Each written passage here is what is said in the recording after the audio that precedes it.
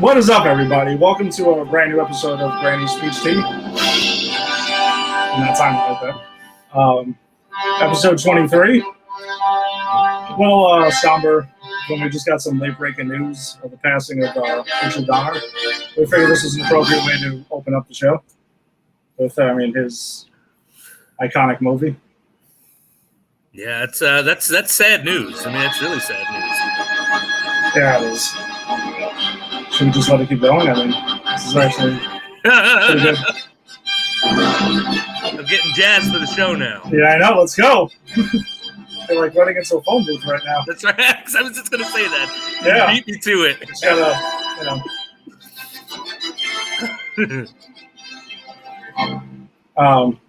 But yeah, so we'll go ahead and we'll start the show off with that.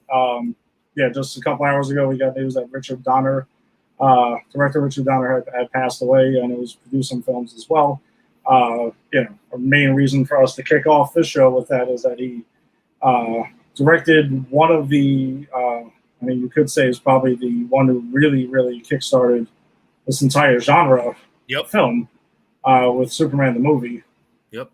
Love it or hate it, and there are people who do both, but you can't deny the importance of that movie for comic book movies. Without that movie, there is no Batman 89, and no Batman 89, we don't have anything.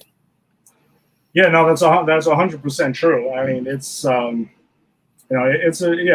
sure I've shared my feelings about the Superman, the original Christopher Reeve Superman franchise, but I mean, you can't replace the importance, like you said. That was perfectly said. I mean, Jason, that's the one. That's the one that really got things kicked off for everybody. I mean, and it really brought attention mainstream to comic books in general, whether it's DC or Marvel or anything in between. John Hamilton, chiming in. So said Richard Donner. Yeah. So I guess Richard Donner, rest in peace. Thank you for your contribution to this side of geekery. And Lethal Weapon, right? He also gave us Lethal Weapon. All 4 Lethal Weapon movies. I mean, he made Mel Gibson likable. You know how hard that is now? We didn't know that in the 80s, but that was a feat. Yeah, no, everyone. That's another iconic action franchise. I mean, debatably, I've always said personally, I think Die Hard and Predator are like in the action movie. The Lethal Weapon is right there. Yeah, absolutely. And Lethal Weapon was a perfect action comedy, like even more so than Die Hard, I think. Oh yeah, no, absolutely it was. But he also did Goonies, by the way, which is another big film for our generation. I did not realize he did Goonies. Wow, that's an iconic movie. Yeah, I was going to go ahead and pull up his IMDb here and take a look at it.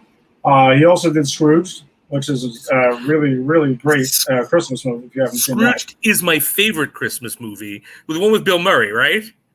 Yeah. I didn't know that was Richard Donner, too. Damn it. I watch Scrooge every year on Christmas Eve or thereabout around there because I think it is just one of the funniest movies ever made. Yeah, no, Scrooge is absolutely awesome. I actually finally bought it on digital this past year. I ended up buying a bunch of Christmas movies that I didn't get a chance to ever, get around to purchasing. So that was one of them.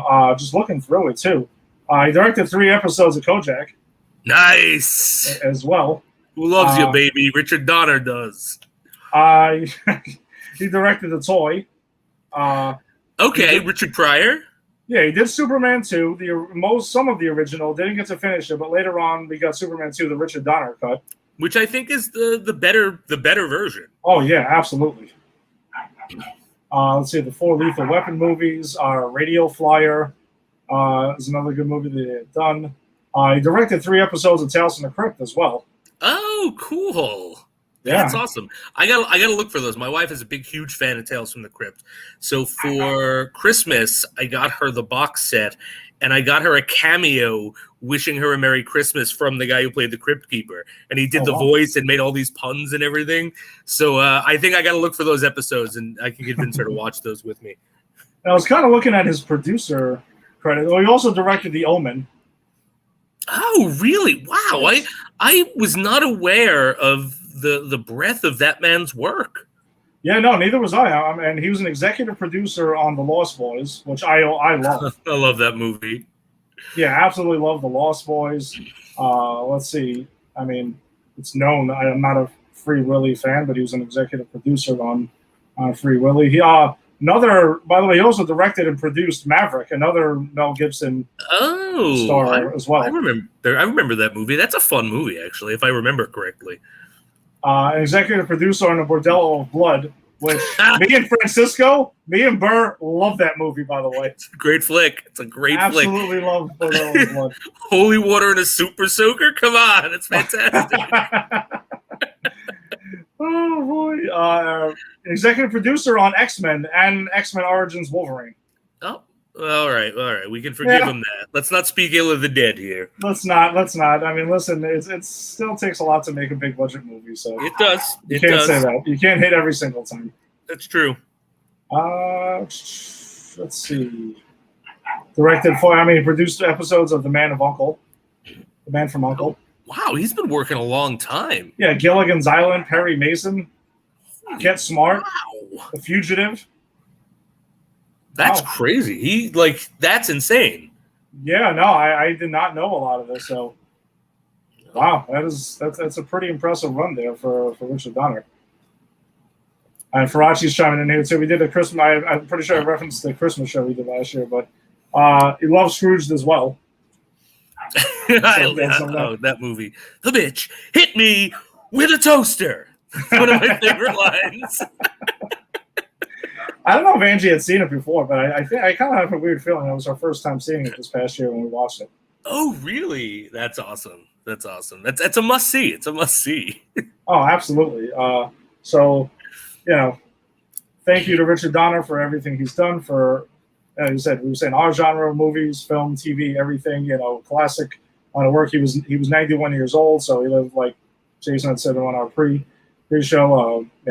Lived a fantastic life. I mean, super uber successful. Yeah. So, cheers, Richard Donner. Thanks again. And I feel now that we've sort of started with a somber mood, we got to pick it up a bit. So let me tell you, Ed, what's going on with Baywatch Nights in my segment of Unhassling the Hoff. Go for it. I can't wait. So the first 10 minutes of this episode has nothing to do with the episode. And when it ends, it feels like it needed 10 more minutes to sort of end properly because it just kind of like wraps up real quickly. Having said that, the highlights of this are the guy. So Mitch is looking for a girl who is this is called Silent Witness, and she is the silent witness. She watched someone in a scuba gear tackle a guy who was swimming in the ocean and drown him to make it look like it was an accident. Enter Mitch Buchanan, who was a lifeguard. And who knew this guy. And so he starts poking around because he thinks it's foul play. And he's right. Okay. And so, it pretty much goes on from there. But the WTF moment, which I love, and this was worth the episode. And by the way, if you can't tell, I'm actually really enjoying this. I can tell this. I can kind of tell you're into this thing. So let's not forget Lou Rawls is in this show. He's in the credits. And so he is there, and Mitch comes up and he says, because his friend is dressing up or whatever, and he goes, "Hey, you're looking bad. You're a bad mother. Shut your mouth." And he goes, "But I'm just talking about Shaft." And Lou Rawls just breaks out. He's a complicated man. Oh my God. So you get to see Lou Rawls and Mitch Buchanan riff on the Shaft theme song. Worth it. Worth the 45-minute investment of the episode. I was not prepared for that. I'm going to tell you the truth. I really was not prepared for that. Yeah, I wasn't either. I had to stop and go, wait a minute. Did I just see that? Was that real? I don't know if it still is real. I mean, what time did you watch this episode? Was it 1 a.m. or something like that? I very specifically watch things for this show in the afternoon or early evening because when I get into what I like to think of as my Columbo zone, which is 1 a.m, I'm not usually able to take notes and clock stuff. You know what I mean? Okay. So I watch this in the afternoon.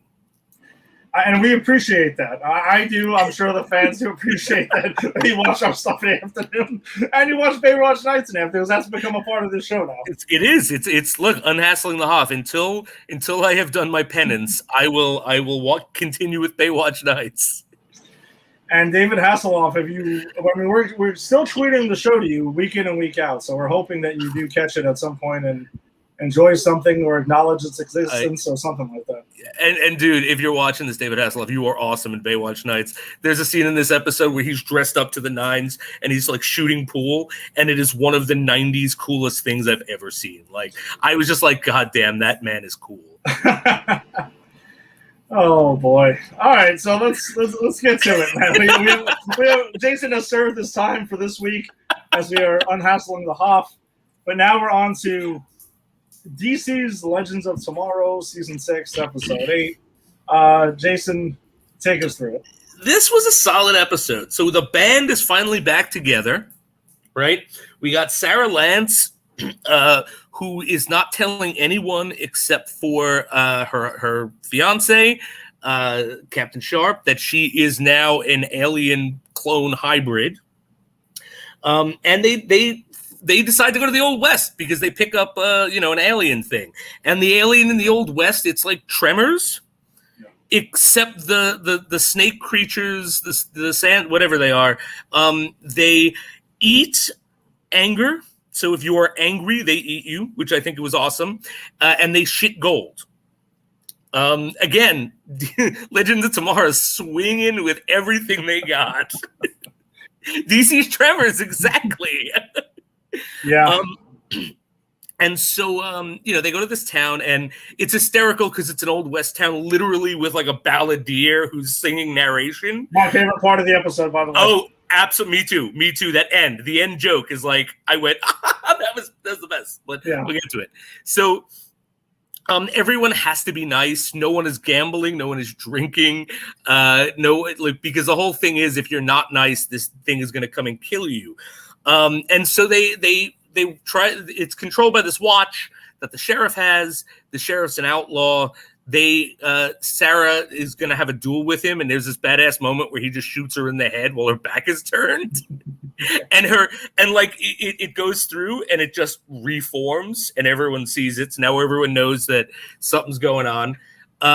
They eventually take this thing from the sheriff, and twist, everyone in town was in on it because they love the fact that this thing shits gold, and so they go after the legends.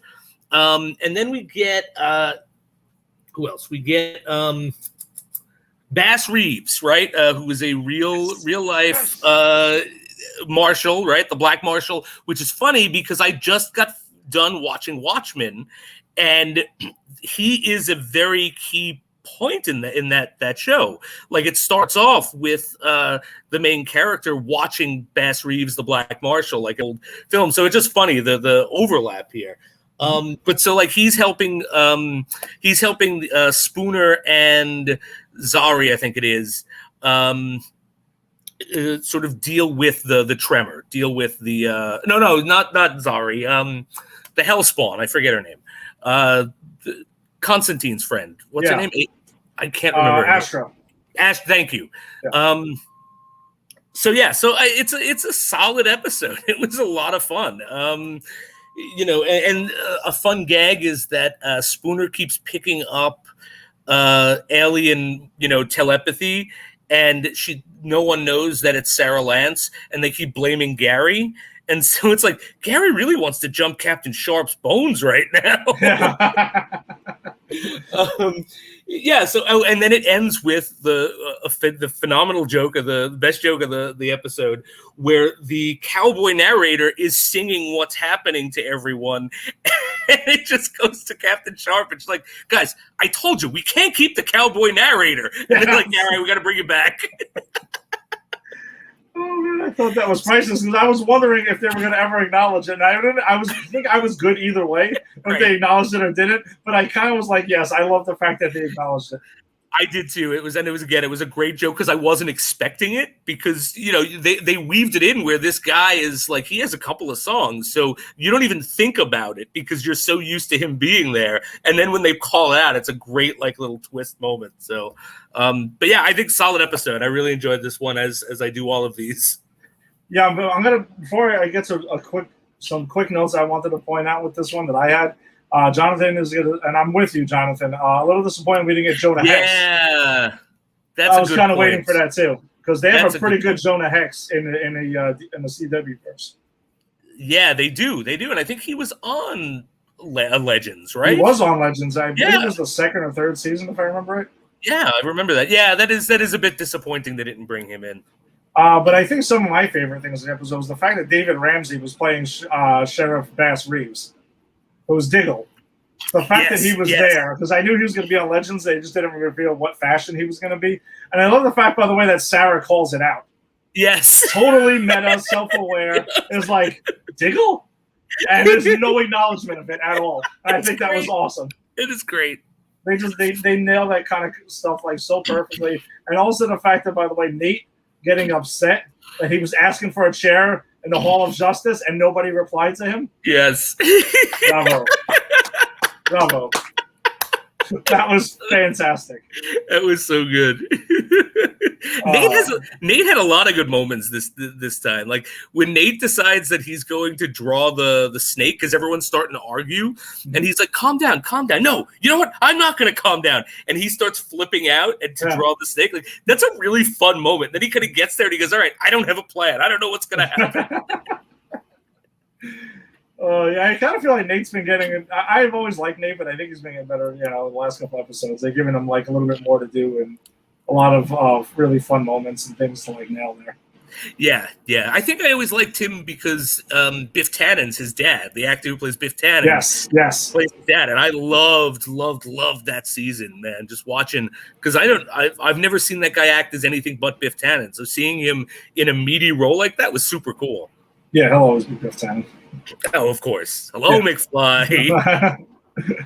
Oh man. All right, so let's keep it rolling on. Let's talk about the finale of season 2 of Batwoman.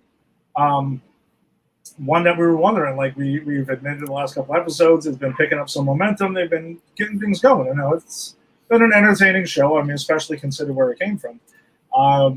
I think they stuck the landing on the finale. I enjoyed it. I think I enjoyed it because it was well written. It was interesting. And it had a good pace to it. Had some good action in it. Had a lot of, for me and you, a lot of Batman.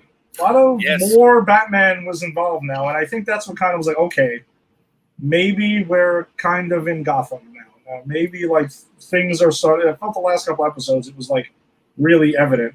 We'll get to some of it. So I really liked it was a really fucked up line that Alice had to Ryan about her mother. Earlier on, like Alice got like really nasty in this episode with some of the shit she was coming out with. Alice says to her, like, you think you're better than me? Your first action in this world was to kill your biological mother. Yes. And I was like, what? Wow. Why would you say that?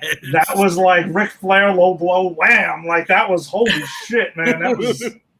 That was something. I was like shocked. I think I had to rewind it to be like, did I just hear that right? Yeah, like it was vicious. It was vicious. Yeah, and then Alice goes ahead and she sprays Black Mask with the Joker's flower because we at the end of the last episode we found out that Kate Kane, still kind of like working for Black Mask in a way, still kind of like hypnotized, got a hold of like a bunch of stuff that Bruce Wayne had in the Batcave, kind of like they were describing it as kind of like trophies that he had from like defeating villains and whatnot, and that was alluded to in Crisis of the Infinite Earths. When Kevin Conroy was Batman and like older, darker Bruce Wayne on another Earth. So I thought that was kind of cool where that symmetry was there. And then we got Batwing. So Luke Fox went full on, became Batwing, got the suit. Lucius Fox built it for him because he was. I thought it was a really cool way. I don't recall if this is exactly the way it went in the comics, but apparently Luke, as a child, was drawing had like cartoon drawings of like a black Batman and was kind of being inspired by Batman and stuff like that. And Lucius Fox went ahead and built him the damn suit, and I was like, okay, that's pretty interesting. And he gets to use that and take down the other guy in the Crows that was a lieutenant or whatever. The guy who shot him. The guy who shot him. Yeah, I was trying to remember his name, but I couldn't. Yeah. But he gets a chance at redemption and fighting him. Which that, you know, so if I can just set up what so the lieutenant from the Crows, they were testing the Bane's serum on him. They were trying to give him Bane's powers without Bane's pretty much attitude, right? And Black Mask has this great line because it doesn't work. It like messes him up, and he goes, and they wonder why we test things on animals first. Get rid of this thing. Like, just another great Black Mask like line. Like, so he's like raged out on the Bane juice, the Bane, you know, the stuff that Bane uses to rage out. The venom. Yeah, I couldn't think of it. Thank you. And he's what's her face? The doctor took his snake bite, and so that put him more in a rage, and he's trying to go after her and kill her. So that's where we sort of come in. Yeah, and I was wondering if we were getting like a Bane 2.0, you know, but I'm not going to accept that unless he has the mask to go ahead and speak like that. He needs to be able to speak. It's all about the voice. Without the voice, you have nothing. If anyone has not watched Harley Quinn, you got to go and watch, and we'll cover it on the show when it comes back. But you got to go watch Harley Quinn just for the Bane stuff. That is my because Bane is just a pencil pushing idiot. Like, but anyway, I'm sorry, the voice triggered the. No, I get it. The Bane voice does a lot for people. Yeah, so Kate and Alice, they also like fall into a river where she's brought back. So they're fighting and stuff like that, and they fall into a river, and it kind of jogs Kate's memory back, I guess, to when Beth fell into the river with her mother and that whole thing. So it kind of jogged it and triggered her and it snapped her out of it. So she realized she was like Kate Kane again. And that really kind of turned things around. I also want to drop in a comment that we get from Jonathan here, who saying, I know I like how they wrapped up Kate and Alice's story. I feel like they left it open to be continued. Absolutely. And I like that they left it open for Kate to come back. Yeah, because we'll get to exactly what happened with Kate towards the end of this, because I think that was one of our biggest questions. Like the fact that you went through all this trouble to keep Kate Kane alive, even though we know the original actress had left the show. Like, what was the point of it instead of just leaving her dead? You know, you kind of could have just killed her off and went like that. But they chose not to. So at the end of the episode, we get Ryan is off parole, finally. So that thing is kind of done. So she's kind of free to go on about her life and live that. But Kate eventually decides at the end, she pretty much officially passes the torch to Ryan and lets her know they have a conversation in Wayne Tower, I guess. I don't think they've ever called it anything, but we'll go with that. And she hands off the torch to her. And she says she's going to find Bruce Wayne because she actually, and there it is. We finally got an acknowledgement that Bruce Wayne is missing for maybe the second time this entire season. So Kate's off to find Bruce Wayne, and we'll see what happens. They do have an actor cast as Bruce Wayne. We've seen that. Yeah. And I, you know what? I'm interested. I'm interested to see where this is going. And it sets up and like, this is something that even if I wasn't doing this show, I would get me watching the Batwoman just to see what's going on, because they set up Poison Ivy for next season. Yes, that's the other thing we'll get to here. Sorry, I didn't mean to jump in. No. We're here. We're covering the end of it. I mean, the story is pretty straightforward this week. But Alice has ended up being left in Arkham, where she's like next door to like Black Mask, who's like completely lost his mind and everything like that. So that was kind of cool. And she has a conversation with Ryan and lets her know that her mother didn't die at birth. Her mother is still out there. So that's, something setting up for season 3. I'm sure Ryan will go ahead and try to find her biological mother, which is something that's pretty cool. And then the ending scene, which Jason had just teased, is we get the penguin, and it was teased also in another part in the episode. The penguin's umbrella is kind of like floating down like a river. Yeah. And then we get like a plant life crawling out of the water onto the rocks. Obviously, Poison Ivy was mentioned in the last episode as well, and they needed like her serum and stuff like that. to get things going. So, I would say they've definitely set up Poison Ivy to potentially be the big bad of season 3. Yeah, and then I'm sorry. Go ahead. No, go ahead. No, and I think that's a good move. Like I agree with you. I think this episode really stuck the landing. I thought this was a fun episode. I really enjoyed this episode. For all the jokes I make at this point, I'm just kidding because I did it. I've enjoyed enough of this show to say that I think it has a lot of potential in season 3. I realize this season would have been so much better if they spent no more than 2 episodes getting Kate Kane back, right? The way they did it. Introduce Black Mask much earlier. Introduce the Kate Kane. Have time where you think that Kate Kane is sort of easing back into things and then she flips. Like, draw out everything that happened in the last 2 episodes. That should have been their season. But they spent so much time setting up that Kate Kane was alive and jumping through all these hoops that it really felt they were spinning their wheels, and it took them so long to get started on this season. But when they got started, there was some really good stuff. Like, I think the Black Mask stuff is great. As much as I hate the Kate Kane stuff, I actually really thought what they did with her was smart. I liked watching her pass the torch to Ryan and leave. Yeah. You know? And I like that whole like duality of she doesn't know if she's Kate Kane or she thinks she's Cyanus' daughter. Like that's a season full of stuff you could have played with. And I think that, when it found its footing, I think it was really good. And I hope that it just jumps in and finds its footing in season 3 and just starts giving us good stuff. And Black Mask's, by the way, his plan was such a freaking awesome textbook supervillain plan. I'm going to make everyone fear me as Black Mask, and then I'm going to ride in as Cyanus to save everyone, and I'm going to kill Black Mask in public, or whoever I asked to wear the Black Mask that day. Like, again, like had they had him throughout this season instead of just like the last half of the season, I think it would have been much better. Like, they have good stuff here, you know what I'm saying? So hopefully they kind of learn from their mistakes going into season 3. Yeah, no, they absolutely did have something once they decided to reveal it, because we were just wondering where the hell is this all going. Right. And I mean, what you said sounds perfect. If they just would have elaborated on Kate coming back and being mind warped and all of that, and cut out the Sophia crap, by the way. The whole Sophia stuff was such a waste of time. It was. You don't really need that at all. Yeah, so we got another comment here from Jonathan. Yeah. I think they scrambled at the beginning because they really weren't sure what they were going to do with Kate. 100% agreed. I mean, that's perfect, Jonathan. I mean, that's really, really what I think happened. I think they just didn't know what to do. And I think we said that. It just seemed like it was very obvious in the first half of the season that they had no clue what to do. They were trying to scramble in all different directions and didn't know where to go with it.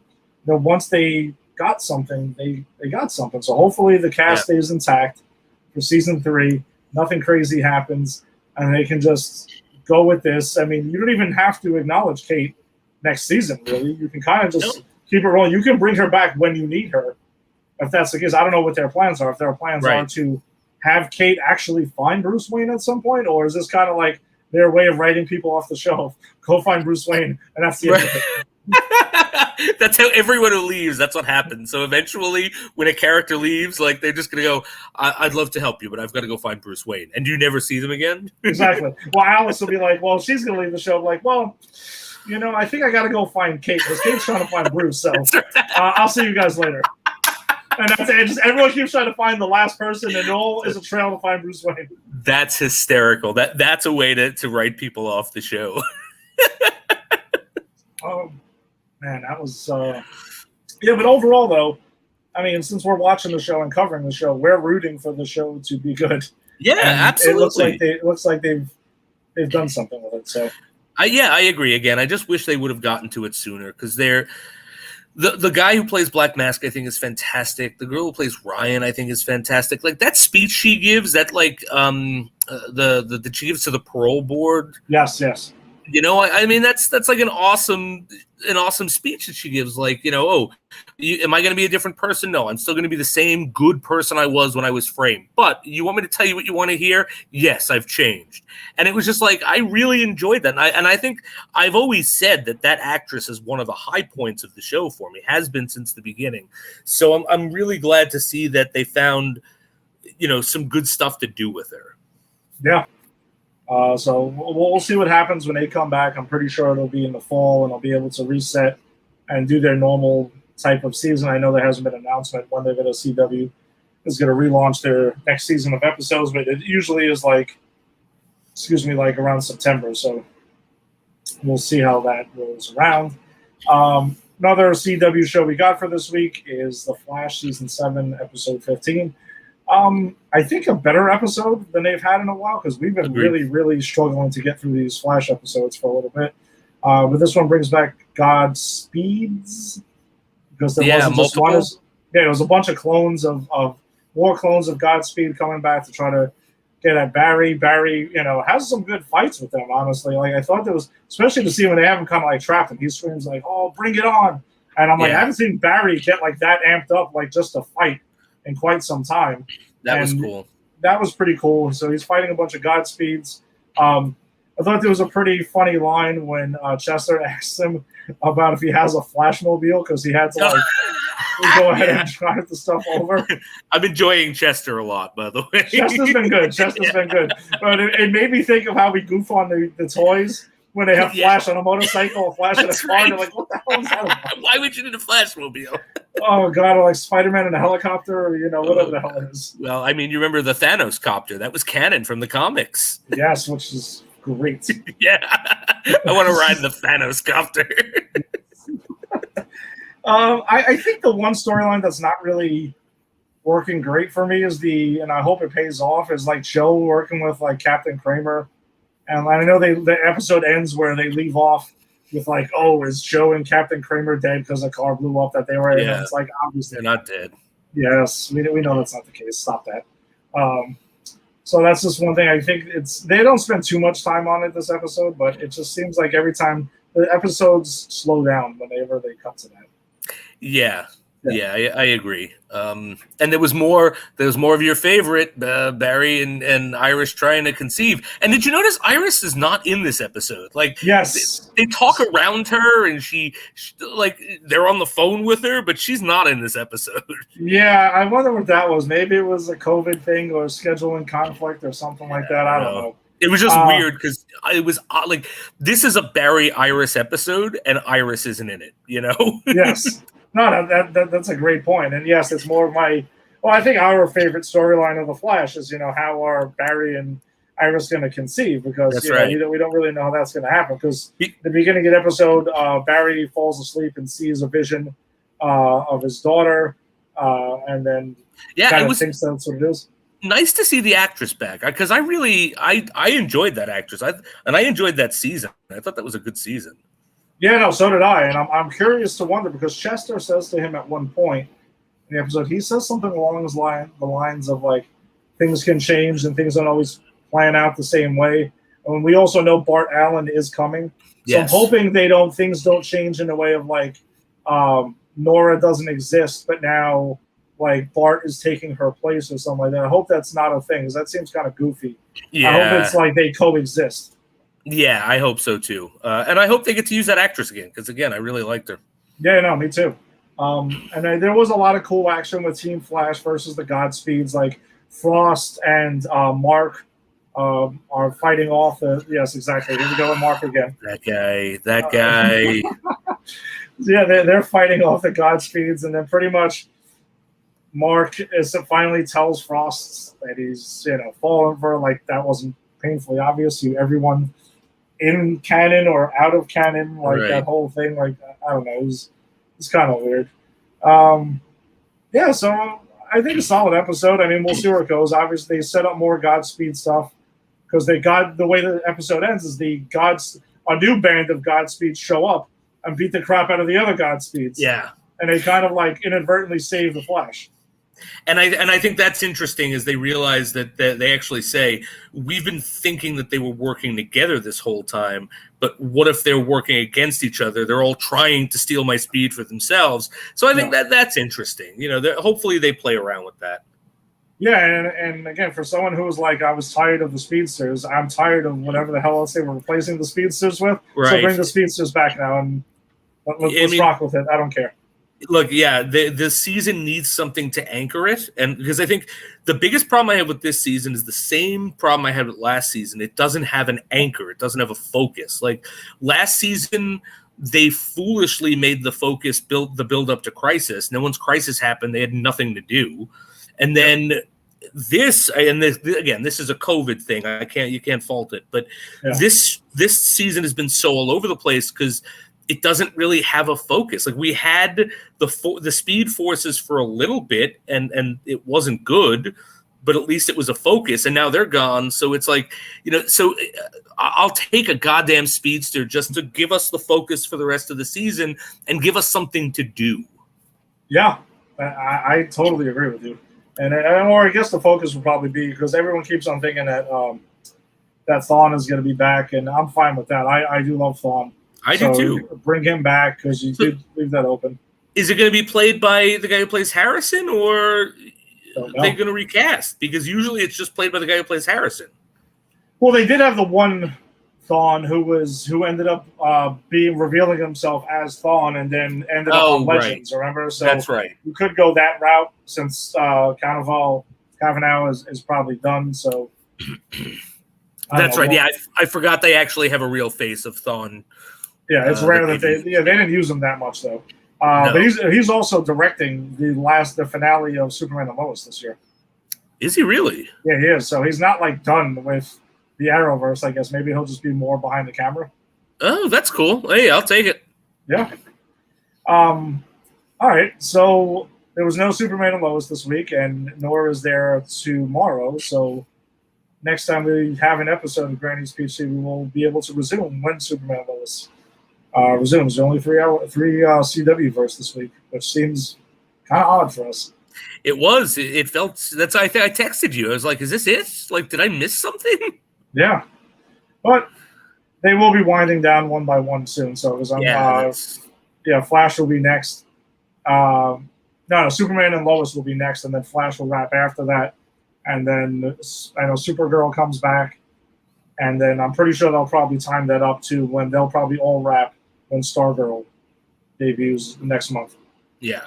So, which I'm excited for. Very excited for Stargirl. Yeah, no, that was some good stuff they got there. I actually went back and I started watching Swamp Thing. I watched the first episode. So how's that going? It's slow. It's slow. It's not gonna pick up. Okay, well, good to know. I'm gonna finish it, but I did find it. I did find it delightful. They talked about Columbo and Murder, She Wrote. Because I'm watching Columbo and I've actually started dipping into Murder, She Wrote too. So, I thought that was kind of fun. When are you going to get around to the Equalizer? God, I should do the Equalizer. You should do the original Equalizer. You should do Airwolf. You might as well do the A-Team at some point. I mean, actually, the A-Team is something that I probably will do at some point, to be honest. I love the A-Team, so I'd be right there with you. I adore the A-Team. That's a great show. All right, so let's get to the MCU show. Let's get to the meat and potatoes of our episode of Granny's Speech. Good stuff. Yeah. Episode 4 of Loki. As Jason is popping, he's ready to rock now. I'm popping some more peach tea, man. So the episode opens with Renslayer capturing a young Sylvie from Asgard and resetting her timeline. She escapes by stealing, and then they take her back to the TVA. At this point, Renslayer is a member of the Minutemen. She's going ahead and, she's not really in her high regard, I guess, is running the whole operation at that point, which is something that's pretty interesting when we try to figure out exactly who the hell is behind this whole thing at this point. Yes, yeah, which I want to talk about when we get there. Yes. Oh, wow, by the way, a quick note before then. Jonathan is suggesting you watch Alf also. Ooh, yeah, I should. Man, I gotta put a list together. Um, so Renslayer takes Sylvie back to the TVA, and then she steals her temp pad and escapes. And it shows how Sylvie is on the run, as she described previously in her entire life. Then, so she's pretty much hopping from,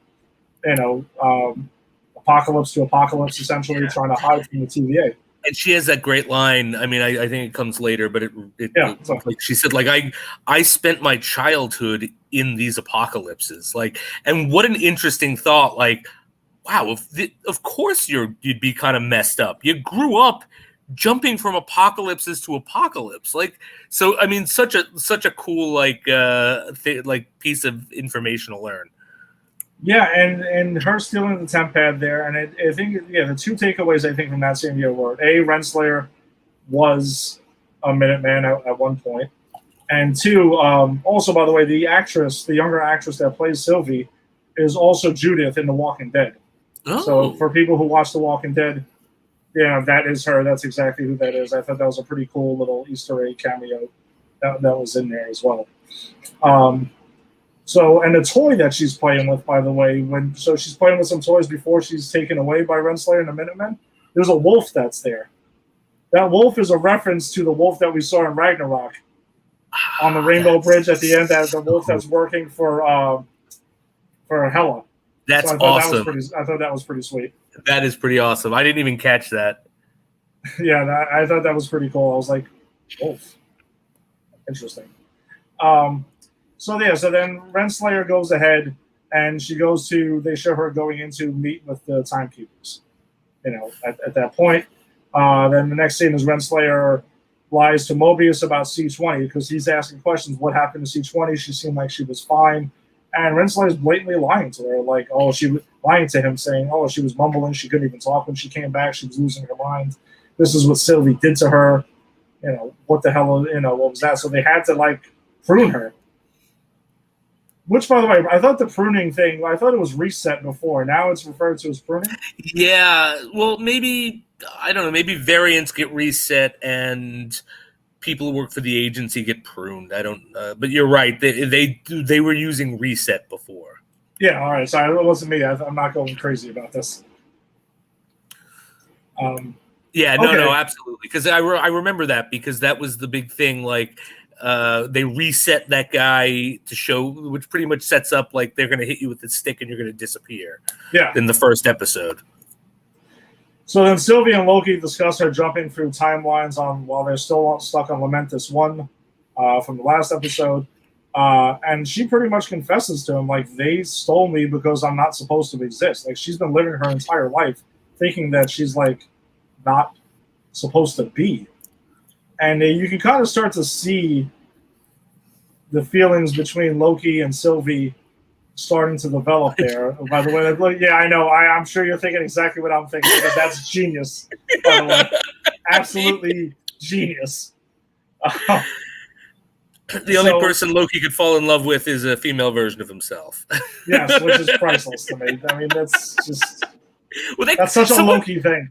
Someone calls him out on how narcissistic that is, right? Does Mobius call him out on that?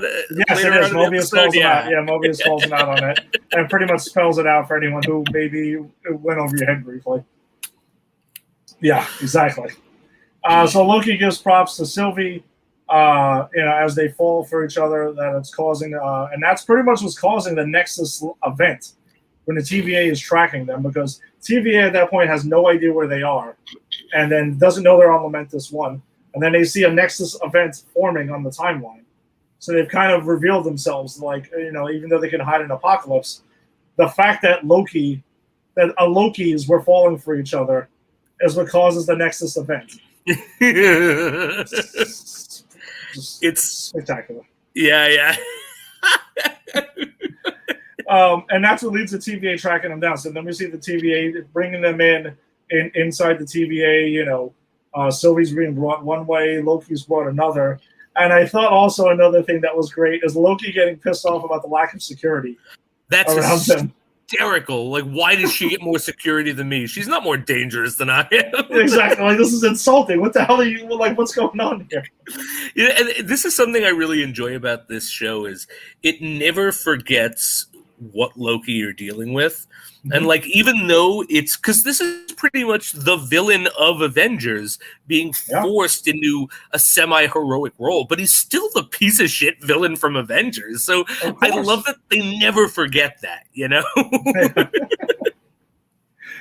Oh man, so and then Mobius calls him out for being a bad friend at that point. He's like, he yells at him repeatedly, like, you know, you're just a bad friend and everything. It kind of reminded me of Owen Wilson, like from Wedding Crashers, for a second. Yeah, I can totally see him just like delivering those kind of lines there, which just made me laugh even more.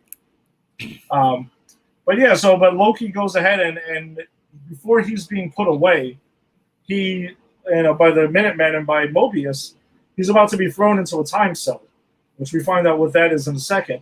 But Mobius tells him, "You got one last thing to say."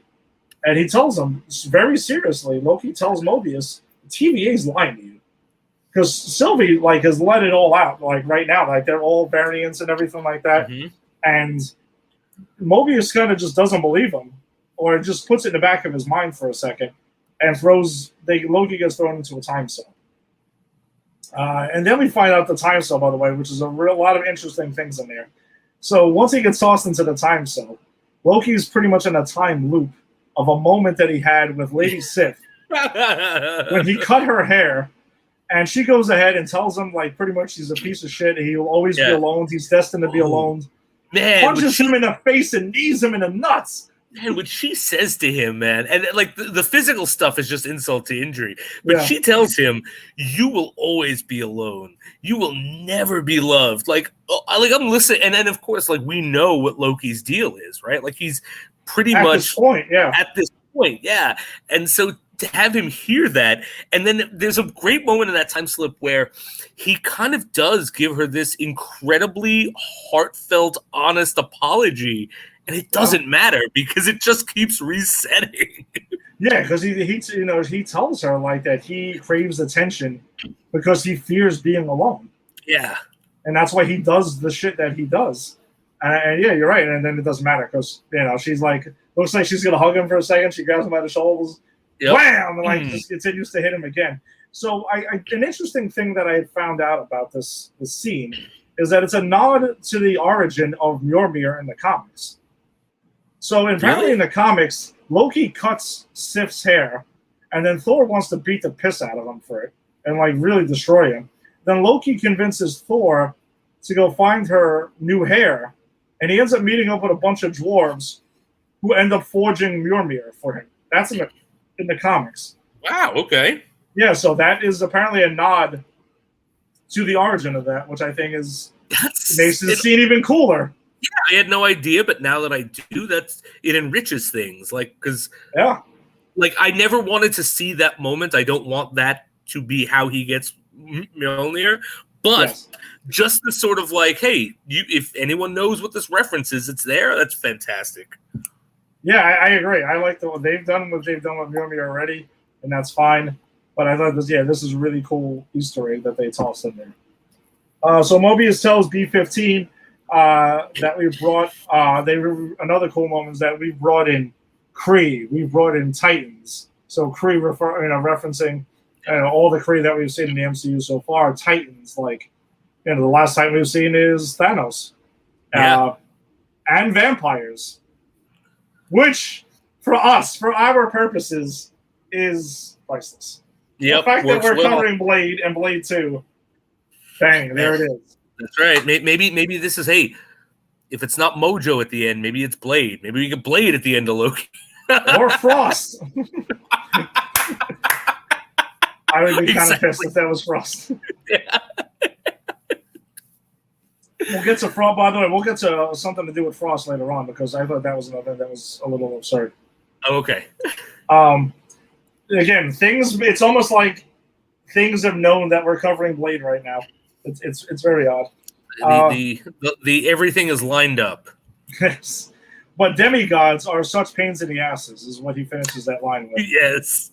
And B-15 you can see she starts getting suspicious of the TVA. She's really thinking about this. Like throughout the episode, they cut to her, and she's like, maybe these things aren't just coincidences. Maybe things are starting to add up.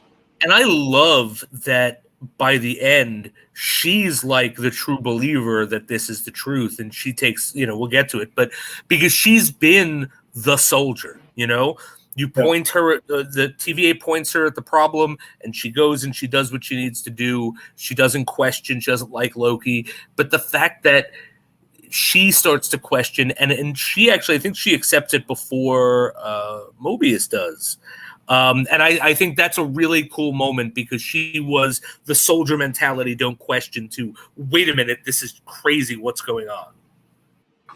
Yeah, no, she's totally done a complete about face in this episode. We'll get to a big scene in a minute where she does. So Mobius pretty much sits down Loki and starts having another one-on-one conversation with him, pulls him out of the time cell, and tells him that Sylvie was pruned.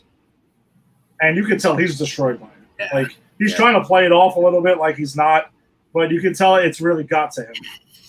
But he eventually tells him the truth, saying that, hey, she's still alive.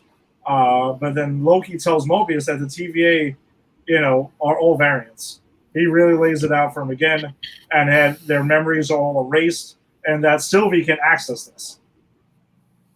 And he's not buying it immediately. Like, Mobius is a little wishy-washy on it, thinking that this is his last attempt as, like, I think the first one's like a cockroach trying to, like, get his way, his last-ditch effort for survival. Yeah. And fair enough. I mean, yes. Something Loki would completely do. Absolutely. There's no reason to trust him. I mean, they've been pretty open about it back and forth. But yeah, B-15 continues to be skeptical, and she breaks Sylvie out of a cell, and they jump through, and they go back to Roxcart, where, they had 2 episodes ago where they had that whole scene there. But before we get to that, Mobius and Renslayer are having a meeting in her office. They're pretty much closing the case and wrapping things up. She informs him that the Timekeepers want to oversee Sylvie's pruning, specifically, which I thought was kind of interesting. Yeah. And that he should be there as well. And then he steals her temp pad and gets out of there with it, because now he's really suspicious. Like, things are not adding up between what Loki's saying, what he's hearing about Sylvie, things that Renslayer's saying. Shit's not kosher over there. So he goes in and takes the temp pad. Come back to Sylvie telling B-15 that they're all variants, and she shows her life at the prior to the TVA. So this scene takes place at the Roxcart situation. You can tell she was like, and she says something along the lines of, like, I was so happy. Yeah. So, yeah, like, now it's like kind of the cat's out of the bag, providing that you're believing what Sylvie's selling right here. Like, this is it. These aren't implanted memories, and she insists that through the episode that these are not her. That's not her ability. She can't do that. And we never see it. We do never see her do that. Like, no, we could see her control people, but she can't implant false memories. She's never done that. Yeah, she's just playing on the memories that they already have. Yeah. So Mobius finds evidence of the temp pad of C20 questioning the TVA. So he takes the temp pad. He sees this little video on it, and it's C20 stating, "I saw my life. I knew this. I lived this. Like, this is what it is," before she got pruned. And Mobius is like, here it is. Like, this is all screaming in my face. Like, Loki is telling the truth. Okay, so then, Mobius goes ahead and gets Loki out of his time cell. Renslayer tracks them down. And then we get a scene where Mobius gets pruned. So, and it's pretty heartbreaking because he's screaming right there about where he wants to go, because she asks him in that other scene, like, if you can go anywhere at any point, where would it be? And he answers that question right here, saying he could have been on a jet ski. He could have been doing this, and that's where his life would have been. And he gets pruned immediately in, like, a real gut-wrenching way. And let me tell you something. It's at this point I was watching, and I was like, no. I was like, I didn't see it coming. I didn't expect it. I love this character. Like, I'm really enjoying Owen Wilson. I don't want him dead. Now, we'll get to it. Maybe he's not. But, but in the moment, I was like, no. Like, I got really angry. I was yelling at the TV. Yeah, it was pretty sad. It was very sad. Yeah. And it's done by like the person he thinks is his friend who's been lying to him this whole time, you know? Yeah, she orders it and like bang, done. Right then and there. It's so sudden. Yeah, exactly. It was just bang. But great moment. Yeah, so Renslayer discovers that B-15 knows as well and wants her. She orders to have B-15 hunted down as well. She then takes Loki and Sylvie to the timekeepers alone. She's like, "Listen, I'm taking them alone. Come with me." Calls off the Minutemen, which is really suspicious that that's happening too. And then she questions why she was brought in. Sylvie questions why she was brought in, and Renslayer's response is like, "I don't remember." Now, either you can take that as was her memory wiped at a certain point, and maybe the beginning was told from Sylvie's point of view, or she was making it like very nonchalant, like I don't even care. Because shit. She does deliver the line like that, so it could kind of be either way. It could be, yeah, just sort of like, yeah, it's not important enough for me to remember. Yeah, exactly. Because we still don't really know why Sylvie was taken from her timeline and why was her timeline erased. Which we're going to assume the big bad is the one that's... Well, I mean, she's a variant. And actually, we do... I don't know if we found it out yet. So, but I do want to talk about it once we get there. But we do find out why these variants keep popping up. Because I didn't want to say anything in the last episodes because I knew that the MCU would take care of it. But, you know, if the timeline is being controlled so there are no multiverses... And the only way you can really get variants is like, you know, like the variant Loki we have now where someone was time traveling and he just kind of got lucky and escaped and he shouldn't have. There should be no reason to have female Lokis or monster Lokis or whatever. And they do clear up in this episode why that is. Have we gotten there yet? No, we're about to get to where Loki and Sylvie are freed by B-15. Renslayer gets off the elevator, golden elevator, you want to call it, whatever. So they're there in front of the timekeepers, and then B-15 busts in and frees them. And she even says, you know, for all time and everything like that. Like she's still kind of like buying in with that, but she knows the whole thing is a hoax. So then there's a battle with the Minutemen and Renslayer. So you got Sylvie and Loki battling the Minutemen and Renslayer.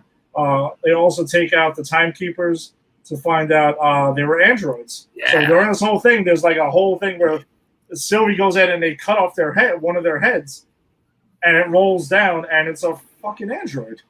That was crazy too. I didn't see that coming because now it's like, well, who's in charge? And I think that's what brings up like who Renslayer is, because like it kind of seems that she is, but also it seems like she's not, because she has the past where she was an agent. So I'm kind of confused about where we're going. I think my suspicion is I'm still sticking with it. You think there's some Kang action? I think it's Kang, and I'll get to some further why in a minute. So Loki is about to tell Sylvie how he feels, because you can tell like it's almost like a near-death experience, and Loki has this moment where it's just him and Sylvie, and he even says like, "This is new for me" and everything. You kind of really feel bad for Loki a second, and then Renslayer prunes him. Oh God! From behind, and then Sylvie goes ahead and gets that thing, and it is about to prune Renslayer, and she's like, "Do it, go ahead," and he's like, "No, because you're going to tell me everything right now," and that's where the episode technically ends before the mid-credits scene. And it was at that moment where I was like, but no, they can't. But, I mean, it's Loki. They can't kill Loki. Like, I was very confused. Yeah. Just before we go into the mid-credit scene, though, because at this point we must have passed what I was talking about before, they do say that the reason these variants keep showing up is because the universe itself, the timeline itself, is supposed to have been multiverses, and it is pretty much, it's almost as like it is being kept, you know, hostage or being kept prisoner in the one line of time, the one timeline, but it keeps creating these variants sort of fighting that. So it really gives us an interesting insight into whatever is going on, that whoever did this, whoever created the one holy sanctified timeline, is very much the villain because it is against the natural order of what it's suggested it's against the natural order of what the universe is. And what I thought, the plot hole that I thought was, well, where do these variants keep coming from? Why is there a female Loki if there's only the one timeline? And I didn't mention it before because I knew they'd explain it, but that was the explanation, and I really enjoyed it. So I wanted to touch on that before we jump forward. Yeah, because no, you're right. There's a situation where I think she's telling Sylvie is either telling Loki or is it Renslayer that the universe is trying to push back. It keeps on causing this because it's causing chaos, and that's the way of pushing back, and that's why these things keep happening.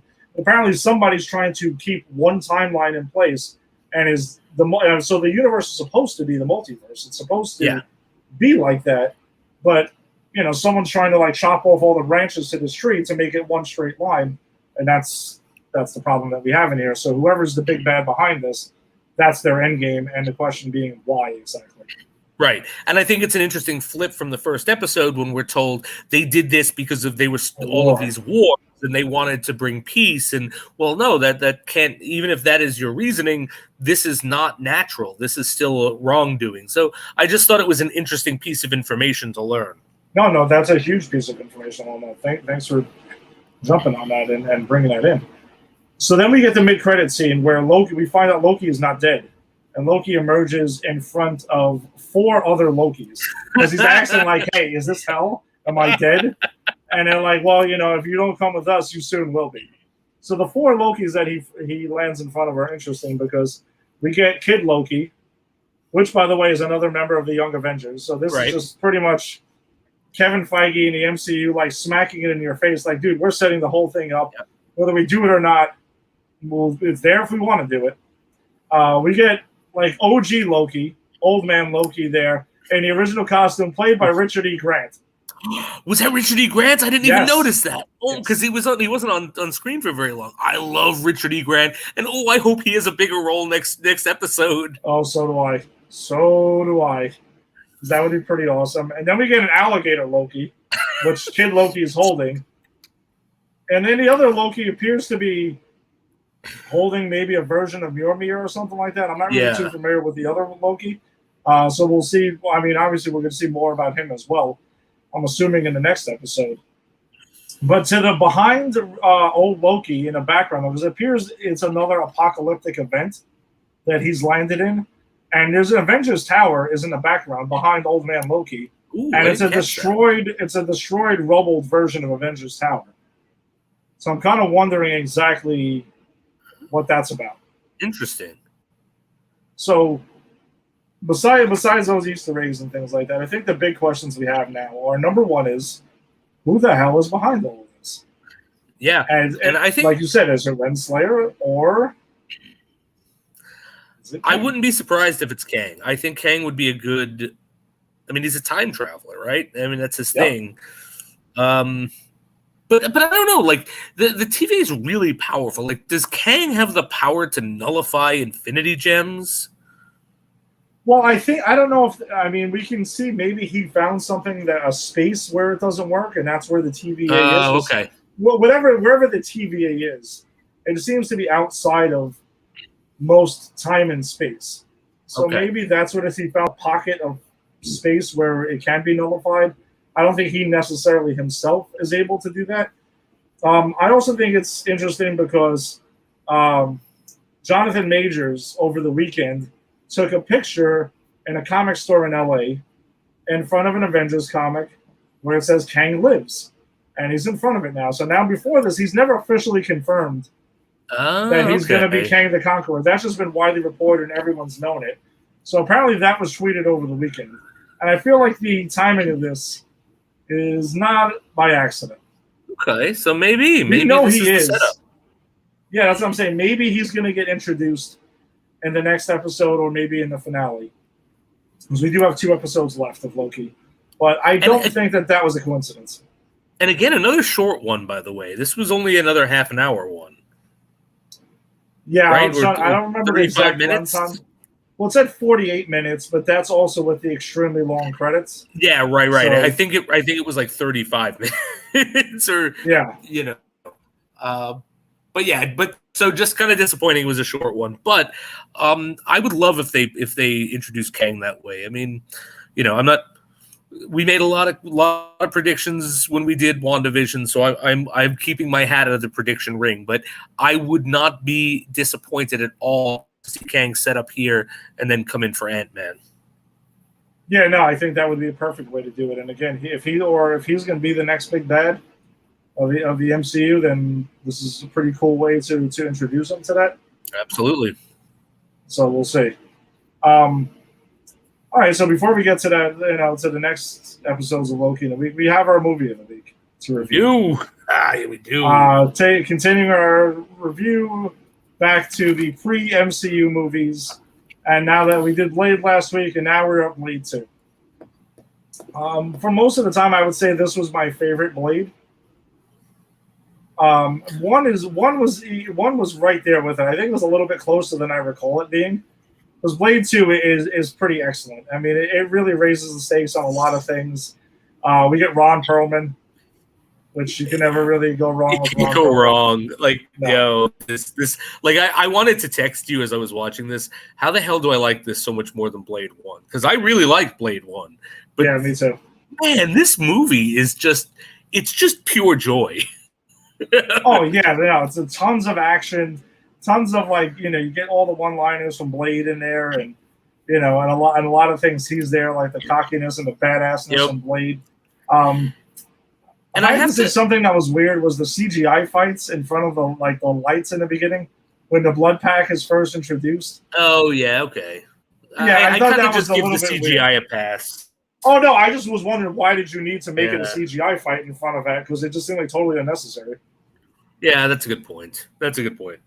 That's all. I know. For the time, I'll always forgive CGI. Yeah, because the CGI is always bad when you look back on it. But you're right. Why did it have to be there? Why did it have to be CGI? I actually think that So I remember when I watched this movie for the first time, not being on board with them bringing back Whistler. So, for anyone who hasn't seen this movie, they bring back Whistler, and Chris Christopherson. And it kind of we didn't see him die, and so but the whole thing is like he shot himself, but then turned into a vampire, and the vampires got him and were torturing him, and so ever since the end of Blade 1 to now, Blade has been hunting him, and it's been 2 years. Yeah. And I actually really I didn't remember liking it when I first saw it. I really dug that this time. And I dug how they got him back, and I really love that Blade tracks him down, ties him up, and says, "Look, I've given you the antidote. Whether it works or not, the sun comes up." And then just leaves, and then he's cured. It's cool, but I think that worked. I really don't know what my problem was when the first time I saw the movie, because I really actually thought it worked, and the opening sequence is kind of like last time on Blade. Yeah, and they actually do talk about Blade being in Moscow searching for Whistler, and if you're, that's where Blade 1 ends, and I was like, wow, they even tied in because I don't think that was the intention at the end of Blade 1, No, I don't think so either. I think the intention was to just show he's still out there and he's everywhere. But now it's like, oh no, now we actually know why he was in Moscow. So I love this movie, man. This is a great movie. Oh yeah, no, I'll double down and say this is still my favorite Blade movie of the trilogy. That's goes without saying. I just think that over time watching them again, 1 was even better than I remember it being. Me too. And I think it was more props to 1 than knocking down 2. I think a one knock I texted you about with 2 is there's a weird wrestling moves that are in it, like there's an elbow drop and there's a suplex in there. Oh God, yeah, the suplex. Oh my God. What was that about? That was weird. That was really weird. But I think that was a thing at the time, right? Like the late 90s, early 2000s, wrestling was huge. Yeah. So but yeah, it was out of place. It was weird. They could cut that. That would have been fine. I like that we get Daryl. I didn't realize that it was Daryl from Walking Dead as his sort of replacement Whistler. Yeah. Angie didn't remember that either. And I was like, I knew Norman Reedus was in this. When I saw him in Walking Dead, I was like, holy shit, it's fucking Scud from Blade 2. It's funny because I don't remember, like I didn't know him when I saw this. So and then I hadn't seen this movie in a long time, and I got into Walking Dead briefly. So he became Daryl to me. I had no idea it was the same guy. He of course is a douche. Oh, of course. And completely sells Blade out. It's nice to watch Blade kill him, though. This was a WTF moment for the movie for me. Long and short of it is, Scott is working with the vampires. He creates this bomb that Blade puts in the back of Ron Perlman's head to keep him under control. Ron Perlman takes it out and says, "It was never a bomb." And Scud takes it and starts delivering exposition. "I'm one of them. I've been, trailing you this whole time. I've been this and that." And Blade is like, "I knew it. It's not a dud." Click, and he blows him up. Yeah. And it's cool to watch, but my thought was, wouldn't that have been better if you just blew Ron Perlman up? Wasn't he more of the threat? Oh, of course. I mean, Scud should have been nothing to Blade. Right. I mean, Blade could have taken care of Scud at any moment after Ron Perlman was out of the picture. Oh, yeah. No, I didn't think of it like that, but you're 100% correct. I have a note saying vampires love clubs because there's another bloodbath club. I don't know if you noticed this, but both Scud and the vampires are watching the Powerpuff Girls at various different times. I didn't know that. And I did not catch that. It's always a cartoon, and it's the Powerpuff Girls. I didn't know that because I was a huge fan of that show when it was on originally. Nice. I don't know why it's the Powerpuff Girls, but it is. Apparently that's what they do. By the way, can we acknowledge the fact that we get at the end fight, we get another Blade catching the glasses again?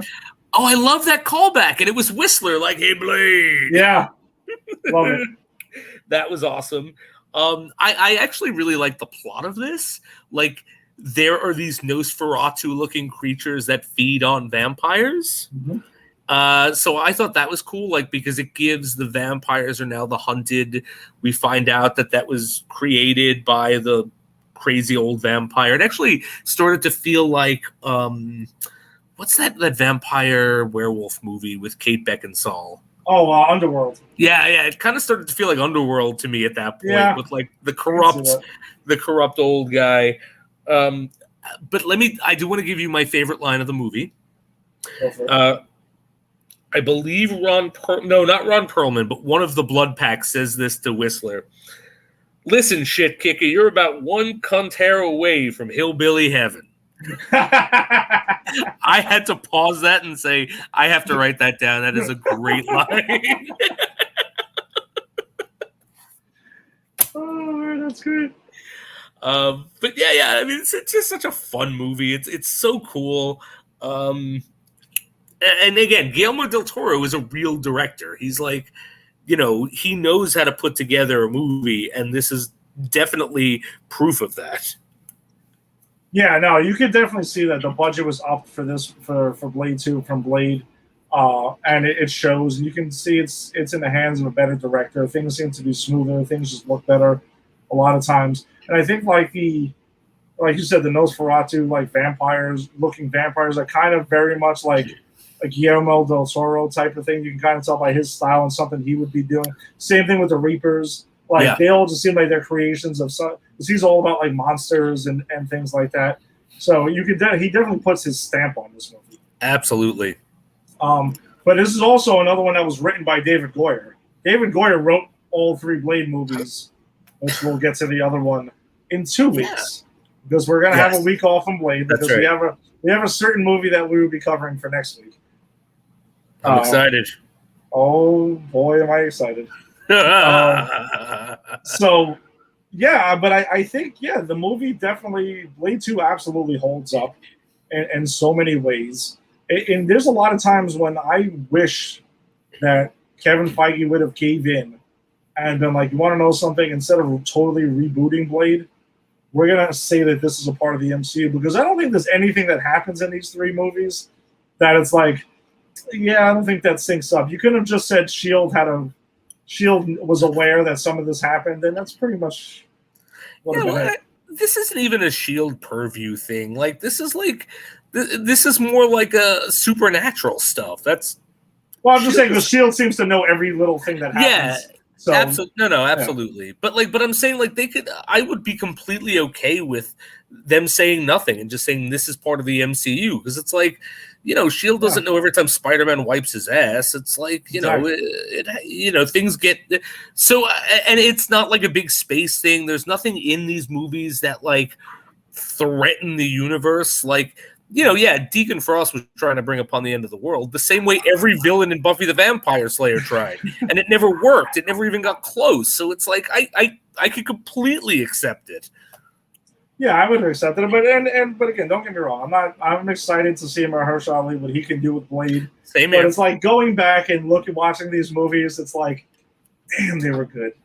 Damn, they were good, and they still hold up. And they still are good. That's the thing is, I watched this movie. I took almost no notes, right? Like the worse a movie is, the more notes I take, because it's mostly like, what WTF? But I had a handful of notes because I was just too busy enjoying the movie. Like, the script is good, the action is good, the setup is good. I actually think Blade and the vampires have more to do in this one than the last one, because they have to work together, but they're not really working together. And the Blood Pack, I think, even outside of Ron Perlman, those characters are interesting. It's like this. I just enjoyed this movie. Like, I didn't have much to say outside of, if you have not seen Blade 2, go see Blade 2. Do yourself a favor. Yeah, no, check it out. I mean, if you haven't seen the Blade movies, or if you want to, definitely go. They're on HBO Max right now. So if you have HBO Max, they're all there. Because they were New Line Cinema movies. So New Line Cinema is owned by Warner Brothers now, so I'm sure they'll be there. I don't know where the hell they end up, but maybe they'll just stay there, indefinitely. I don't know. We got a comment in here. It would have been an alternative timeline. Blade 3 has Ryan Reynolds. Yeah, that's a good point. That's a fair point. Because we know Deadpool is in. He's coming into the MCU and supposedly going to be in the MCU proper. So we'll see how that goes. But also, when you're dealing with Deadpool, he could have made a gag about it and just moved on. Like, wow, that guy kind of looked like me, huh? If he ever runs in Blade. We are actually talking about the character who, at the end of his last movie, went back in time and shot himself, the actor, before he took on Green Lantern. So, anything is possible with Deadpool. Yeah, Deadpool's kind of like the one who just like doesn't go ahead, and the rules don't apply to him. We also got another comment from YouTube from Tiki. Thank you, Tiki. I don't think we've seen you comment on before, but Facebook? Yeah, we're also on Facebook. We stream live on Facebook and YouTube and Instagram and Twitter. So thanks for checking us out on YouTube. That's pretty awesome. Really appreciate it. I always appreciate the support. But yes, I think that pretty much kind of like wraps up our episode. We're super excited about our next episode. Episode 24 will be on, let me just double check the date, because it will be next Wednesday, which is July 14th. Now, we're super excited for this, because at that point, we are going to be covering the first MCU movie to drop, which me and Jason are going to see Sunday night in IMAX. We are. I'm very excited. And I'm excited to see that. I'm going to be on vacation in Seattle this week, and I'm going to see it in Screen X on Thursday night. So premiere night, I will be seeing it in Screen X, and I'm going to see it in IMAX. Me and Jason will see it together. We will be posting something from the movie theater, maybe straight out of the theater. We can give our quick thoughts about that. But we're pumped for that. We're also going to have 2 episodes of Loki to talk about. Yes. In our next episodes, the last 2. So we will have that as well. Action-packed, super crazy episode. And what CW do we have? Do we have a lot of CW as well that we're covering? Because I know we're winding down. I think we will have. Let's see. We'll have Legends. Okay. Right. We will have Legends. We should have Superman and Lois by then, and we'll have the Flash. Okay. So. All right. So nothing too heavy. That's cool. No, CW should be pretty much keeping it light. For that part of it. But yeah, we're just excited. This is the first new MCU movie we're going to cover on Granny's Peach Tea. That's right. And it's the most awaited one, the one we've all been waiting for since Phase 2. Yes, exactly. Since Iron Man 2, essentially, is what we've been waiting for this film. Right. So we've been really, really waiting for this one. I I know the embargo's lifted. I don't read reviews of other people too much. I'll just say maybe an overall grade. But it's getting very positive reviews. Got a great score on Rotten Tomatoes too. I just don't want to read the details of it. I'll see that for my own. So, I mean, it's going to be great. The Black Widow is a great character. Scarlett Johansson is phenomenal as a Black Widow. I think one of my favorite moments in the Avengers is her introduction. I could watch a movie just of whatever the hell she was doing there, you know? Oh yeah, with the Russian guy and everybody else. Great. Yeah, I think about that at least once a month, where it's like, you got a phone call. What? No, what are you doing? No, come on. I was just about to break him. And she's tied to the chair and he thinks that he's the one in charge. It's like, what are you talking about? And then she just kicks the hell out of them all and breaks free. It's like, I could watch that as a movie, with a plot, of course, not just that, but you know what I mean? That's entertaining. So I'm excited for this. Yeah, no, I can't wait. I'm looking forward to it. It should be like a spy espionage thing. It's kind of what I've always envisioned, a Black Widow solo movie to be. So, right. Like James Bond in leather. Yeah, exactly. Pretty much, if you want to say that. All right, cool. So thanks for joining us on the Facebook feed, or whether it's you're catching us on Twitter or Instagram or YouTube. We always appreciate it. If you like what you're hearing tonight, go ahead. Go to popculturepros.com, and you can check all the shows that are out there. If you're on YouTube, subscribe to Pop Culture Pros. You can follow our playlist, any of the show's playlists. We got a bunch of cool shit for you to check out. If you're into baseball, we have a Yankees show called the Empire 161 Show. Just had a new episode that recorded right before this, so check that out. If you're into the New York Mets, you got the Put It in the Book show with Faraci and his guys. You can check that out. If you're into wrestling, Tuesday nights, you got the Just Too Sweet show with Tim and Eric. They do a great job there. Eric has another show called the A to Z show, which is on Sunday nights. They cover everything from A to Z. And then you have Jada and Kyle. They cover movies. They're doing new movies too. I'm sure they'll be covering Black Widow as well. Or if they would like, they're more than welcome to join us on Granny's Peach Tea, and we can do an Avengers. Exactly. We can jam together and we can do an Avengers, because we were the Justice League last time covering Zack Snyder's Justice League. I am more than happy to do an Avengers style massive episode of Granny's Peach Tea. There it is. The invite's out there for you guys. Is there any way we can have that effect where every time you let someone into the show, it's like the circle from Infinity War or from Endgame? That would be priceless. That way it just looks like we're all coming out. That would be great. And I could just do the circle like Doctor Strange, boom, boom, boom, boom. That would be great. That'd be awesome. That's a genius idea. So go ahead and check that out. If you're on Facebook and you're join the Granny's Peach Tea Facebook group, we share a bunch of stories every single day, news that's breaking, trailers and stuff like that. So you can sign up and join the group. The group's growing all the time. Thank you for everyone in the group for joining it and participating in it. And that's pretty much it. So stay safe out there. Keep enjoying the summer. Hope everyone enjoyed their 4th of July. It was a good time had hopefully by everyone. Had some ice cream and barbecue and baseball for me. So it was ready, good to go. And always remember that he's a complicated man, and no one understands him but his woman. Talking about David Hasselhoff. Shut Oh, boy. All right, man. So, and also don't forget that Jason will be bringing us whatever the latest is on Baywatch Nights. We're not cutting that out of the episode. That's definitely going to stay in. Oh, no. I am watching all 2 seasons of Baywatch Nights, and you will hear something from every episode. All right, everybody. Peace. Take it easy. We'll see you next week. Take care.